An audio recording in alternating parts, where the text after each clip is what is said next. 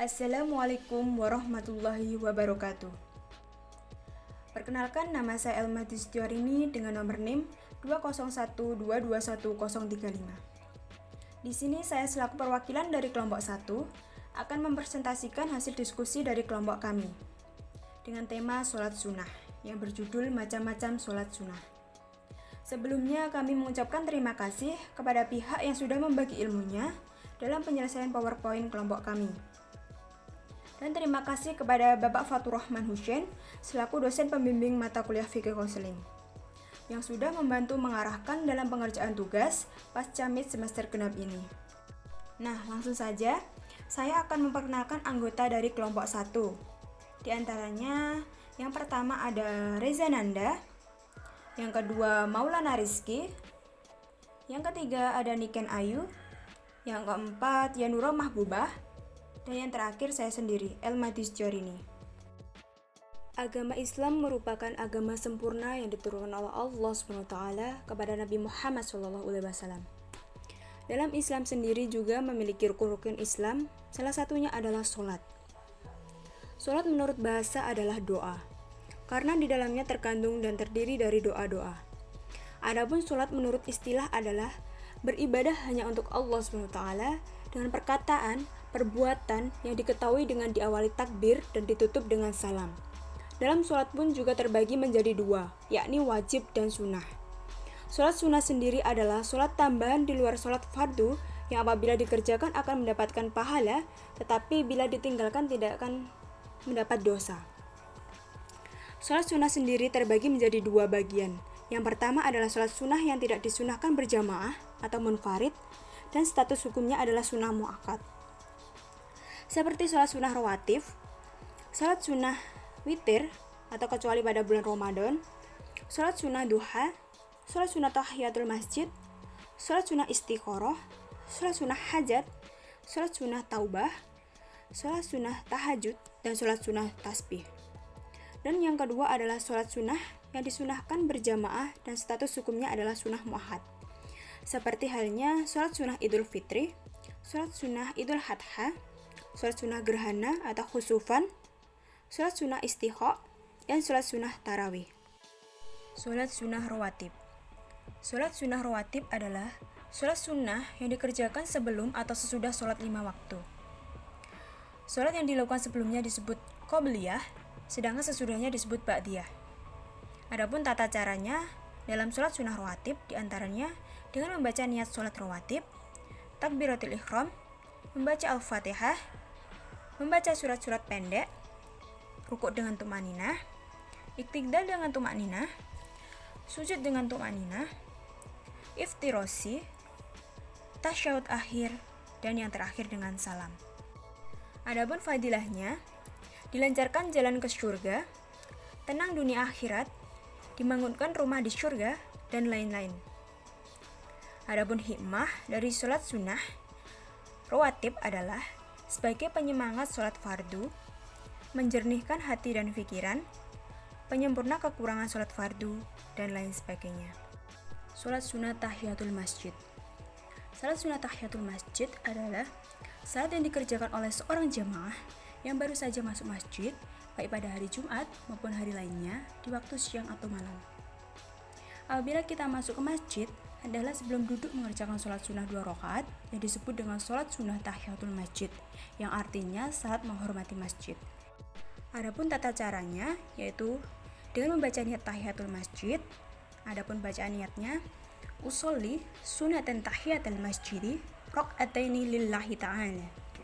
Kemudian melakukan takbiratul ihram, membaca doa iftitah, membaca surat al-fatihah, membaca surat-surat pendek, rukuk dengan tumaninah, iktidal dengan tumaninah, sujud dengan tumaninah, duduk di antara dua sujud dengan tumaninah, sujud kedua dengan tumaninah, berdiri lagi menunaikan rakaat yang kedua, kemudian membaca surat al-fatihah, membaca surat pendek, rukuk dengan tumaninah, iktidal dengan tumaninah, sujud dengan tumaninah, duduk di antara dua sujud dengan tumaninah, sujud kedua dengan tumaninah, kemudian tasyahud akhir dengan tumaninah, dan yang terakhir membaca salam dengan menengok ke kanan dan ke kiri.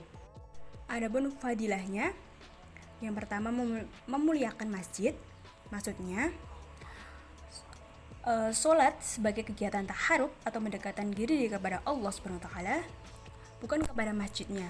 Karena orang yang memasuki rumah raja, ia akan menghormat kepada raja, bukan kepada rumahnya. Hasyiah Ibnu Qasim. Kemudian yang kedua yaitu menyempurnakan pahala. Rasulullah SAW bersabda, sesungguhnya amalan yang pertama kali dihisab pada manusia di hari kiamat nanti adalah sholat. Jika sholatnya sempurna, maka akan dicatat baginya pahala yang sempurna. Yang ketiga, yaitu untuk menyelesaikan masalah. Salat tahiyatul masjid dapat diandalkan untuk menyelesaikan masalah hidup terutama. Yang keempat, yaitu penghapus dosa. Dengan melaksanakan sholat tahiyatul masjid sama dengan memperbanyak sholat. Dengan begitu, semakin banyak sholat, maka semakin Allah SWT mencintai hambanya. Lalu yang kelima, yaitu ketakwaan. Dengan melaksanakan sholat tahiyatul masjid, dapat mencerminkan ketakwaan kita. Yang keenam, yaitu untuk menyempurnakan sholat wajib. Salat tahiyatul masjid bisa sebagai penyempurna sholat wajib atau fardu. Tidak bisa dipungkiri tentang kesempurnaan sholat wajib. Selalu ada kesalahan dan kekurangan saat melaksanakannya. Jika melaksanakannya salat ini, maka kesempurnaan pahala juga akan mengiringi. Dan yang ketujuh, untuk menguatkan keimanan. Semakin sering dan semakin rajin salat tahiyatul masjid, keimanan dan ketakwaan akan didapatkan. Dan yang kedelapan, tidak lupa untuk bersyukur. Karena dengan salat tahiyatul masjid bisa dikatakan sebagai ungkapan rasa syukur seorang hamba. Hal ini tercermin dari waktu yang lebih banyak digunakan untuk bersujud kepadanya, mensyukuri segala nikmat rezeki dan hidup di dunia. Kemudian yang nomor 9 adalah anjuran. Salat tahiyatul masjid termasuk salat yang sangat dianjurkan. Bahkan orang yang rajin melakukan banyak sujud dan salat akan dijamin kemuliaannya di surga. Adapun yang terakhir adalah amal yang baik. Rasulullah SAW menegaskan bahwa amalan terbaik adalah sholat, termasuk sholat tahiyatul masjid. Amalan terbaik dan paling utama yang harus selalu diperhatikan, diperbanyak dan disempurnakan. Adapun hikmah dengan melaksanakan sholat sunnah tahiyatul masjid, yaitu adanya rasa syukur kepada nikmat yang diberikan oleh Allah SWT, adanya nikmat sehat, nikmat senang, dan nikmat bernafas, dan juga lain sebagainya. Sholat sunnah duha. Waktu duha adalah waktu ketika matahari mulai naik, kurang lebih 7 hasta sejak terbitnya, atau kira-kira pukul 6 atau 7 pagi, hingga waktu zuhur. Adapun jumlah rakaat sholat duha, minimal 2 rakaat dan maksimal 12 rakaat. Dan dilakukan dalam satuan 2 rakaat sekali salam.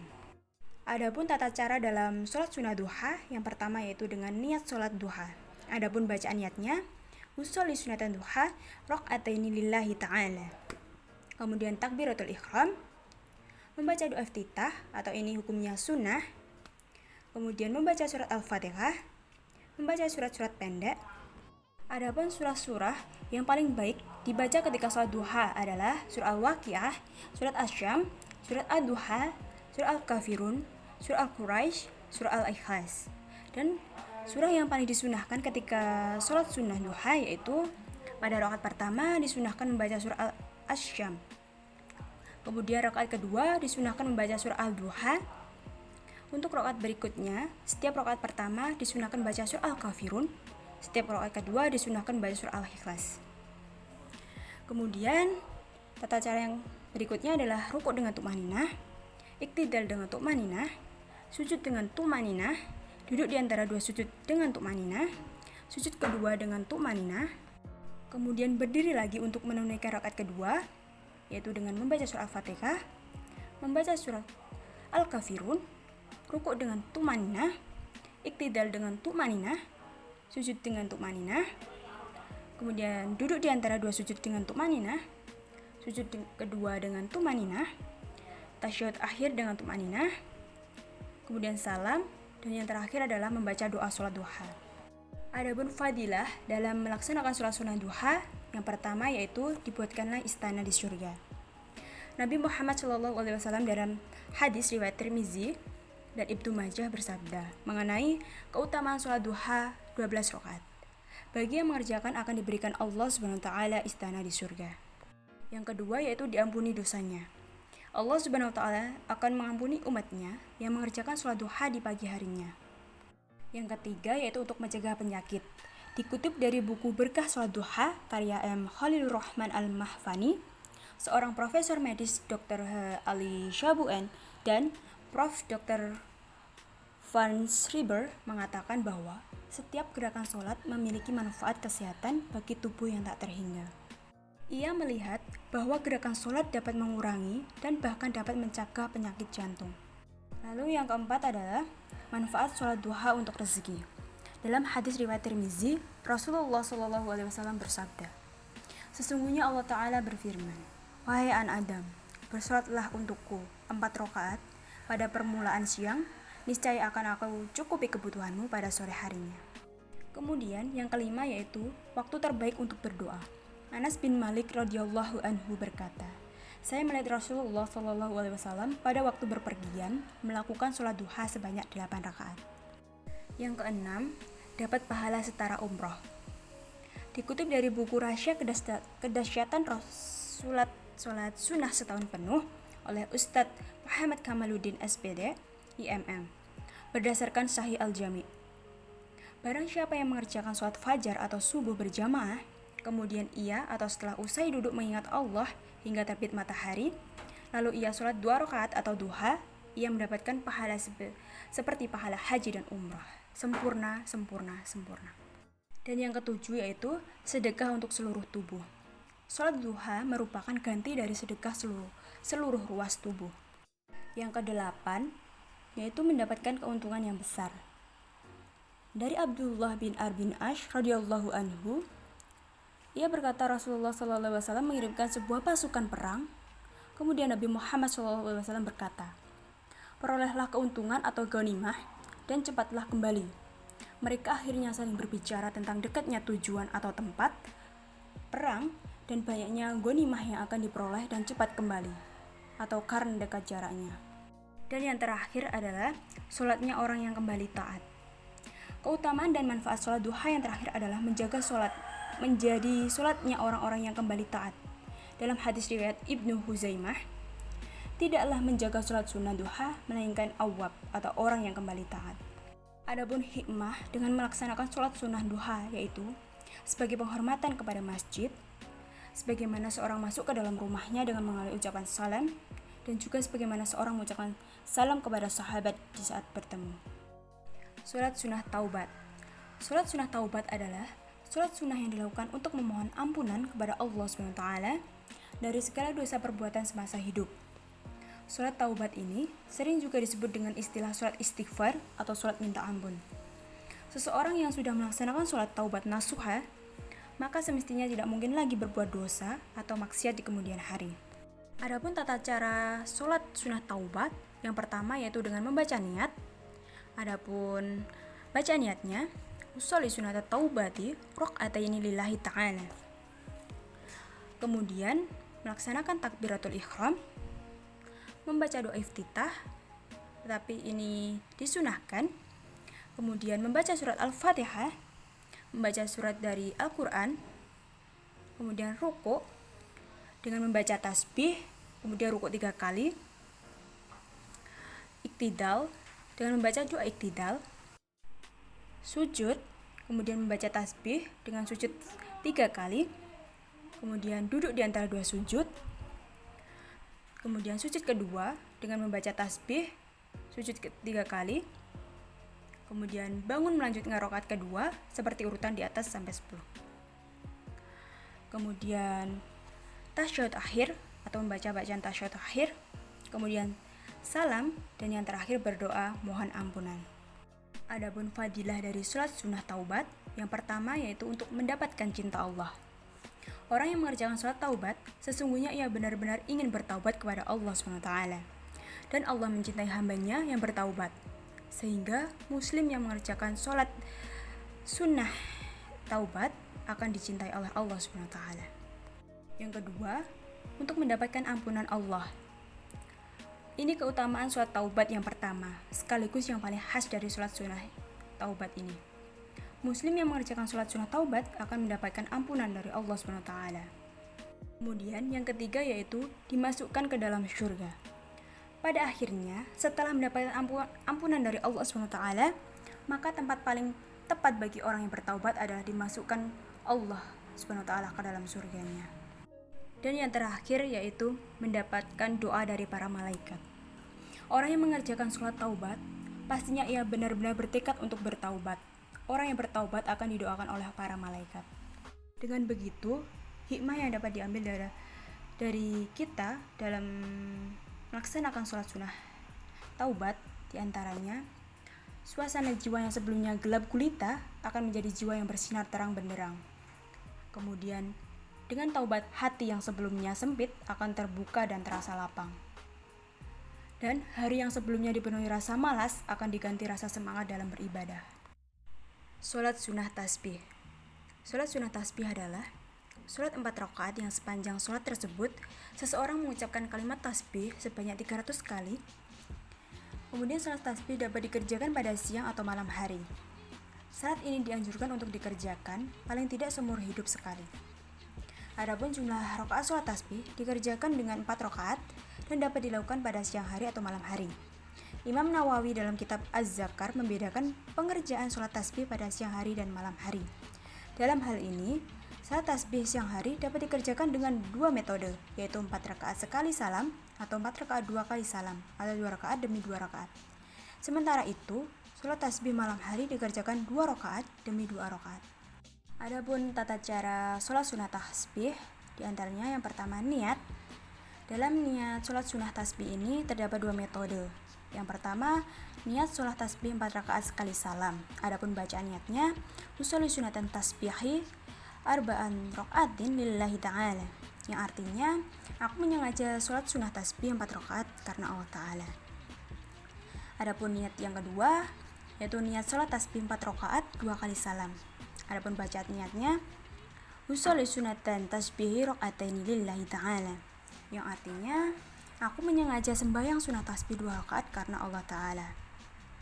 Kemudian selanjutnya melakukan takbiratul ihram, kemudian membaca surah Al-Fatihah, membaca surat-surat pendek, kemudian membaca tasbih sebanyak 15 kali. Kemudian ruku, lalu sambil membaca tasbih ketika ruku. Kemudian sebelum bangun untuk iktidal, membaca tasbih sebanyak 10 kali. Kemudian iktidal. Kemudian dalam posisi iktidal sebelum sujud, membaca tasbih sebanyak 10 kali. Kemudian sujud. Kemudian dalam posisi sujud sebelum bangun untuk duduk di antara 2 sujud, membaca tasbih sebanyak 10 kali. Kemudian duduk di antara 2 sujud. Lalu dalam posisi duduk sebelum sujud kedua, membaca tasbih sebanyak 10 kali. Kemudian melaksanakan sujud kedua. Dalam posisi sujud kedua, sebelum bangun membaca tasbih sebanyak 10 kali. Kemudian duduk untuk bangun melanjutkan rakaat kedua. Kemudian sebelum bangun dalam posisi duduk membaca tasbih sebanyak 10 kali. Kemudian bangun melakukan rakaat kedua seperti rakaat pertama. Dan yang terakhir, untuk rakaat yang terakhir sebelum salam, baik itu rakaat kedua atau rakaat keempat, sebagai ganti poin ke-15, sebelum salam membaca tasbih 10 kali sehingga tetap dalam rakaat tersebut tasbih diucapkan 75 kali.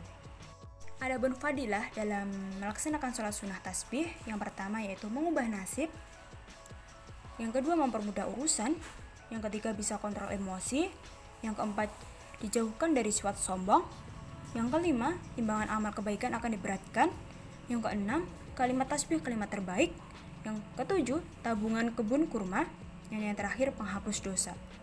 Dengan begitu, hikmah yang dapat diambil setelah melaksanakan sholat sunnah tasbih diantaranya menjauhkan diri dari kezoliman, menjauhkan diri dari siksa api neraka, dan Allah SWT mengampuni semua dosa baik yang telah lewat atau terjadi. Sholat sunnah khusufain. Di dalam agama Islam, umat muslim yang mengetahui atau melihat terjadinya gerhana bulan atau matahari, maka selayaknya segera melakukan sholat khusuf atau sholat gerhana.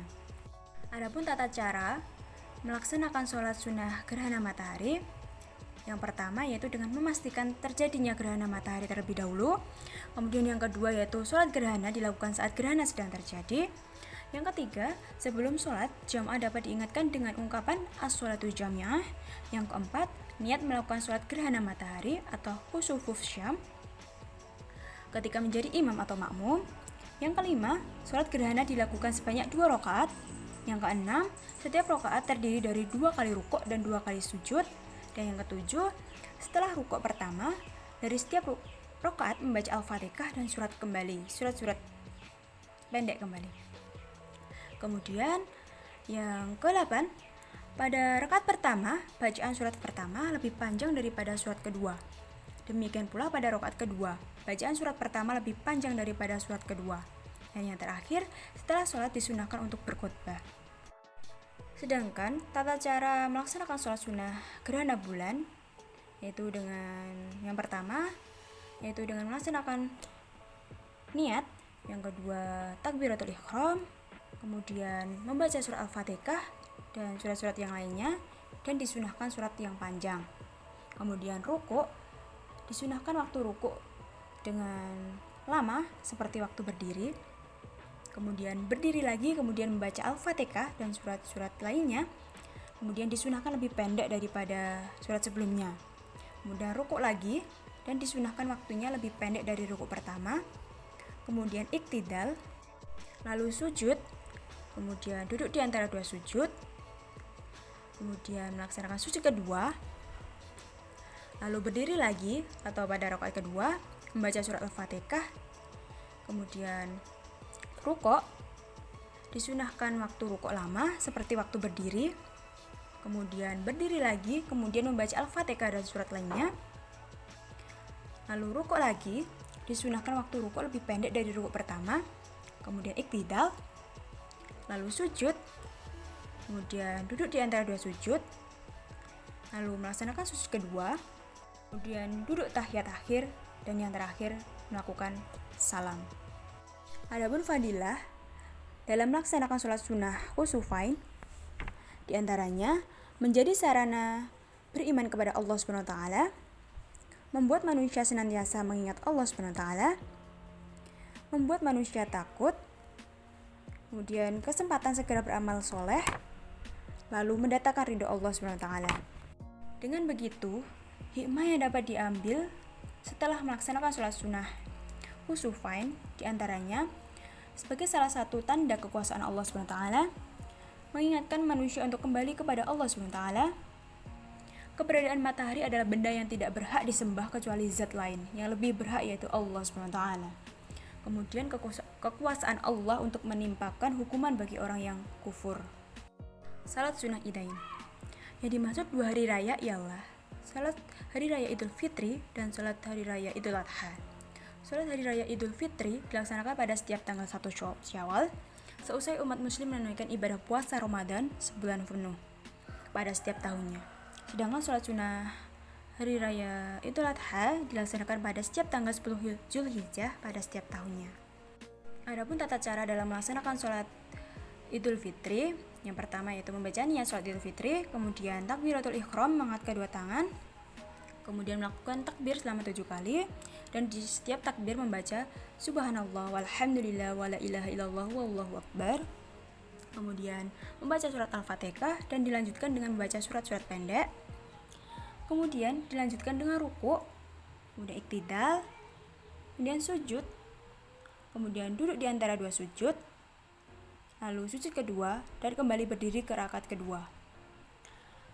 Di rakaat kedua, melakukan takbir selama 5 kali dengan membaca subhanallah walhamdulillah wala ilaha illallah wallahu akbar. Kemudian setelah itu membaca surat Al-Fatihah dan dilanjutkan dengan membaca surat pendek.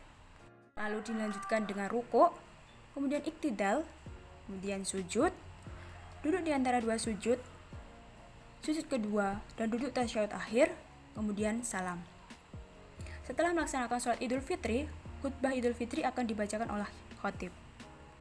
Sedangkan tata cara melaksanakan sholat Idul Adha, yang pertama niat, yang kedua takbiratul ihram, yang ketiga membaca doa iftitah, yang keempat takbir 7 kali di rakaat pertama, yaitu dengan membaca subhanallah walhamdulillah wala ilaha illallah wallahu akbar, kemudian membaca Al-Fatihah, membaca salah satu surat atau ayat dalam Al-Quran, kemudian ruku', lalu iktidal, kemudian sujud pertama, duduk di antara dua sujud, kemudian sujud kedua, berdiri dan takbir 5 kali untuk rakaat kedua, lalu membaca surat Al-Fatihah, membaca salah satu surah atau ayat dalam Al-Quran, kemudian ruku', iktidal, sujud pertama, duduk di antara dua sujud, kemudian sujud kedua, lalu duduk tasyahud akhir, kemudian salam.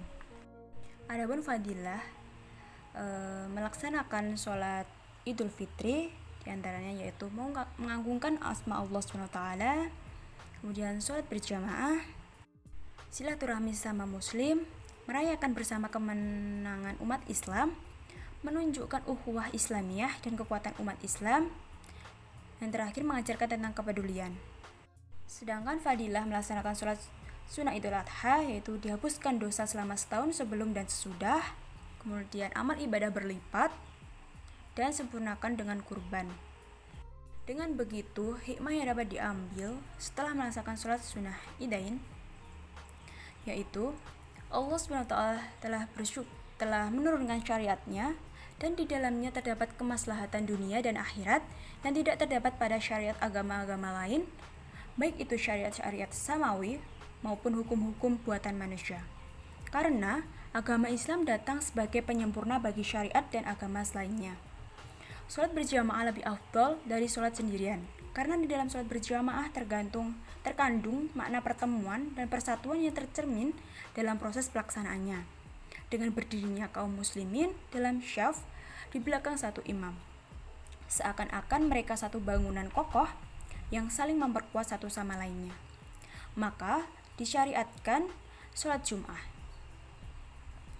Kemudian beliau melihat bahwa itu belum memadai, lalu disyariatkanlah sholat Id itu supaya kesatuan dan persatuan menjadi lebih besar dan membawa manfaat yang lebih banyak. Hikmah lainnya dari sholat Id adalah untuk memperlihatkan kekuatan umat Islam kepada musuh-musuhnya dan kepada pemerintahan dan penguasa yang zalim. Untuk itu, dianjurkan kepada kaum muslimin untuk datang dan pulang dari masjid dengan menelusuri jalan yang berbeda untuk menciptakan persepsi di kalangan musuh-musuh Islam akan kebesaran jumlah kaum muslimin, dan supaya terlihat suatu kesatuan yang kokoh sebagaimana dikatakan dalam firman Allah SWT dalam surat Al-Hujurat ayat 10. Sholat sunnah istiqa. Sholat sunnah istiqa adalah sholat sunnah mu'ahad 2 rakaat untuk meminta turunnya hujan kepada Allah SWT, selalu dilakukan ketika terjadi kemarau panjang atau krisis air.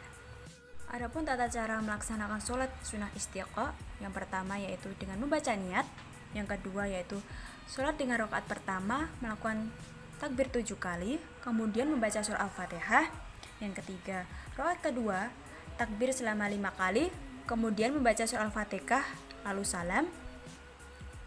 Kemudian setelah salam, khatib menyampaikan khutbah 2 kali. Sebelum khutbah pertama, khatib membaca istighfar 9 kali. Kemudian sebelum khutbah kedua, khatib membaca istighfar 7 kali. Lalu khatib akan berdoa dengan lantang, lalu menghadap kiblat setelah sepertiga khutbah kedua. Dan yang terakhir, saat berdoa di khutbah kedua, khatib dan jamaah disunahkan memindahkan selendang atau surban dari kanan ke kiri atau sebaliknya. Kemudian mengangkat tangan tinggi dan berdoa untuk meminta hujan. Adapun fadilah melaksanakan sholat sunnah istiqa, yaitu meminta hujan dan rahmat Allah SWT. Dengan begitu, hikmah yang dapat diambil setelah melaksanakan sholat sunnah istiqa, yaitu kita diajarkan untuk memohon langsung kepada Allah SWT, bahwa hujan adalah anugerah dari Allah SWT. Kemudian mensyariatkan bahwa untuk mengharapkan pertolongan pada Allah SWT. Sholat sunnah istikharah. Menurut istilah, sholat sunnah istikharah ialah sholat sunnah 2 rakaat untuk memohon kepada Allah SWT ketentuan pilihan yang lebih baik di antara 2 hal atau lebih yang belum jelas ketentuan baik buruknya. Sedangkan istikharah menurut syariat Islam Disebutkan ada dua makna istikharah, yaitu meminta kepada Allah suatu kebaikan, sedangkan yang kedua meminta pilihan yang terbaik kepada Allah SWT. Adapun tata cara melaksanakan sholat sunnah istikharah, yang pertama yaitu niat. Adapun bacaan niatnya, usolli sunatan istikharati raq'ataini lillahi ta'ala. Kemudian melaksanakan takbiratul ihram, kemudian diikuti dengan doa, lalu membaca surat Al-Fatihah, membaca surat-surat dari Al-Quran, dan diutamakan surah Al-Kafirun. Setelah itu rukuk dengan tumaninah, i'tidal dengan tumaninah, sujud dengan tumaninah, kemudian duduk di antara dua sujud dengan tumaninah, kemudian melaksanakan sujud kedua, lalu berdiri kembali untuk menunaikan rakaat kedua, lalu membaca surah Al-Fatihah, membaca surah dari Al-Quran, diutamakan surah Al-Ikhlas, rukuk dengan tumaninah, i'tidal dengan tumaninah, sujud dengan tumaninah, duduk di antara dua sujud dengan tumaninah, sujud kedua dengan tumaninah, lalu tahiyat akhir, dan kemudian yang terakhir adalah salam. Adapun fadilah melaksanakan sholat sunnah istikharah, yang pertama yaitu menyerahkan hasil dari pilihan kepada Allah SWT, dapat memberi ketenangan, mendapatkan kemantapan hati, dijauhkan dari bisikan syaitan, memilih dengan dasar pertimbangan agama, dan yang terakhir ikhlas hanya pada Allah SWT. Dengan begitu, hikmah yang dapat diambil setelah melaksanakan sholat sunnah istikharah yaitu dimudahkan segala urusannya, dijauhkan dari hal-hal yang buruk dan diganti dengan hal-hal yang baik, dan lain sebagainya. Sholat sunnah tahajud. Sholat sunnah tahajud boleh dikerjakan kapanpun dalam kurun waktu setelah isya sampai masuknya waktu subuh. Meskipun demikian, ada waktu yang dianjurkan untuk melaksanakan sholat tahajud, yaitu sepertiga malam terakhir. Adapun tata cara melaksanakan sholat sunnah tahajud, yaitu setelah membaca niat sholat tahajud, lakukan sholat 2 rakaat dengan 2 kali sujud dan 1 kali salam. Adapun fadilah melaksanakan sholat sunnah tahajud, yaitu untuk meningkatkan takwa, dikabulkannya doa, mendekatkan diri kepada Allah SWT, menghapus dan mencegah dosa, sholat sunnah paling utama, kemuliaan dan kewibawaan, dilindungi Allah SWT dari segala macam bencana, penghapus dan pencegah dosa. Dengan begitu, hikmah yang bisa kita ambil setelah melaksanakan sholat sunnah tahajud yaitu memiliki sifat rendah hati, dapat mengangkat derajat, melepaskan simpul godaan syaitan, doanya mudah terkabul, jembatan untuk masuk surga. Amin. Sekian presentasi dari kelompok kami. Apabila ada kesalahan dalam perkataan maupun dalam penyampaiannya, kami mohon maaf yang sebesar-besarnya. Tuturan kupat ing pasar Bloro, menawi kita lepat nyuwun agunging pangapura. Akhiron kata, wabillahi taufik wal hidayah. Wassalamualaikum warahmatullahi wabarakatuh.